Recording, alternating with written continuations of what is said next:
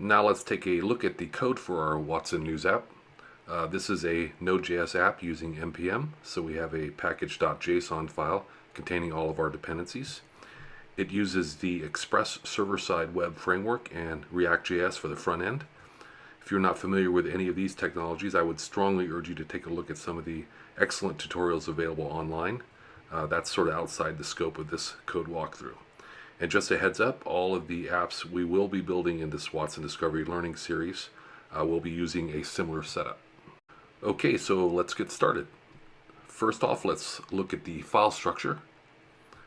At the root, we have our package.json file, our .env file to store environment variables, and our startup file named app.js, which simply loads the Express server and tells it to listen on port 3000. In the server directory, we have all of our server functions like creating the server, setting up the Watson Discovery service, and building queries. Express.js does all of the initialization of the server.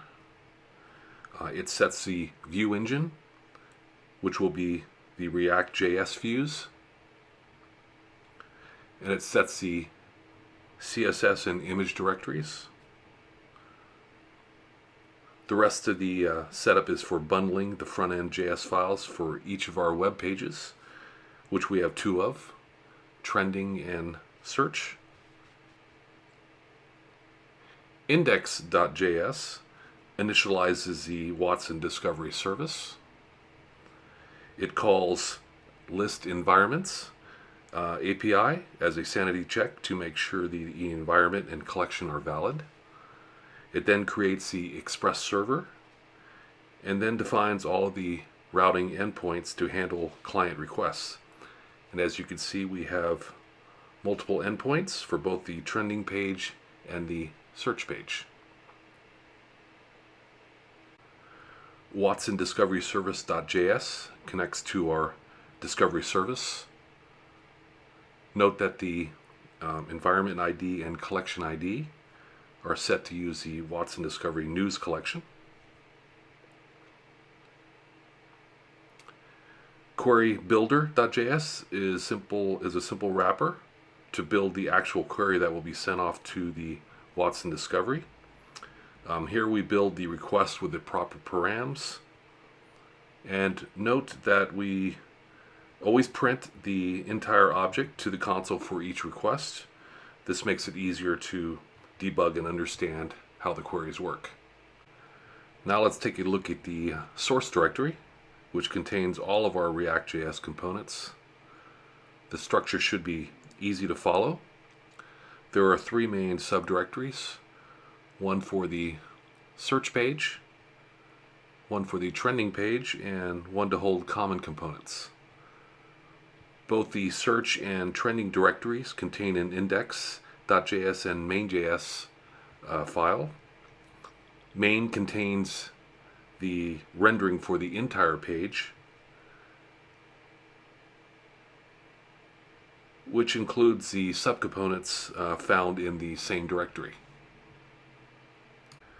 Each component has its own subdirectory, and its name should make it fairly easy to figure out where it fits on the page. Each has an index.js module that contains the component and defines how it is to be rendered. Let's take a look at the sentiment component. This is for the sentiment chart that shows up on the search panel. As you can see, the render function defines how to display it. And you can see in this case we're using a basic bar chart. So to tie it all together, let's go through a typical use case. The user clicks on the trending option from the main page, and you can see the new route is /trending. Now let's go to server.index or server index, which handles all the endpoint requests. And we find the endpoint for /trending. And we can see that it makes a call to render trending/index.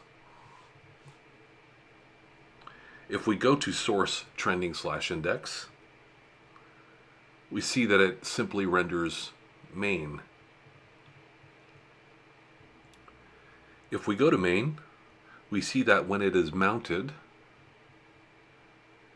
it makes a call to fetch data, which does a isomorphic fetch using this endpoint. Isomorphic just means that the same fetch call can be made from both the browser and your Node.js code, which we are doing here. The endpoint is trending/API/trending with a blank category. The endpoint again is handled by server/index.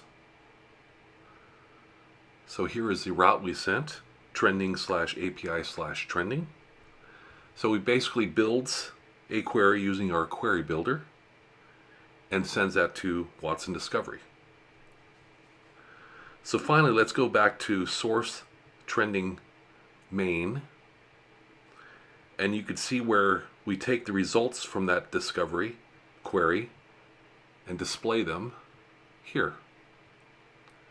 And we also display the actual query that was sent to discovery. And if we go back to our web page, you can see the display there, our topics, and then also the query sent.